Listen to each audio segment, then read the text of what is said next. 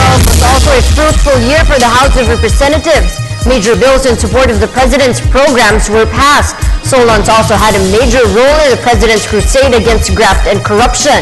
Let's have the details from Freddy Abando.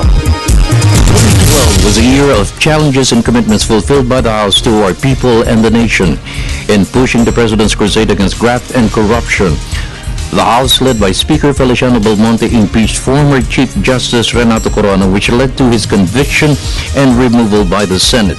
I'm happy that we had confronted the big challenges and successfully overcome them or gotten them approved or out of the way.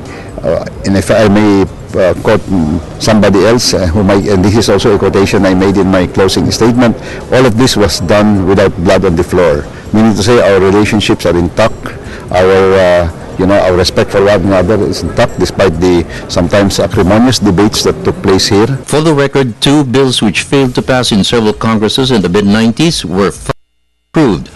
The Sin Tax Reform Bill, which is both a revenue and health measure, is now a law which will generate almost 35 billion pesos to fund the President's Universal Healthcare Program. Perhaps the most contentious bill is the reproductive health measure. The Catholic Church opposed Congress since 1998. But with President Aquino in full support of the measure, which calls for responsible parenthood, the House finally won the vote. So did the Senate. The President is expected to sign the measure into law before the year ends. Hopefully, it will enable families to plan, especially the poor who will benefit from free condoms and contraceptives to be provided for by government.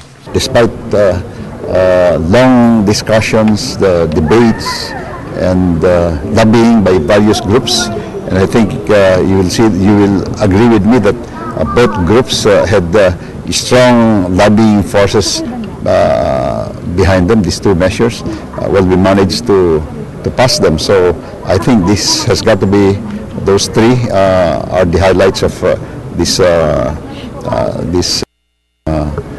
end game of our Congress. With a trust ratings of 42%, the highest for the House since Congress was convened in a post-Marcos era, it shows a new breed of leaders sensitive to the needs of our people. The majority coalition led by Speaker Feliciano Belmonte has demonstrated its full support for the President to give our people the service they deserve. That's the highest ever achieved since the beginning of the 8th Congress. So I'm quite happy with that. And you will note that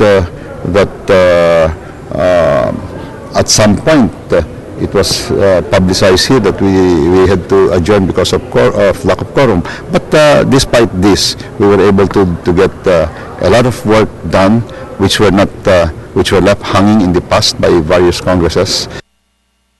When the House returns in 2013, only 9 session days are left.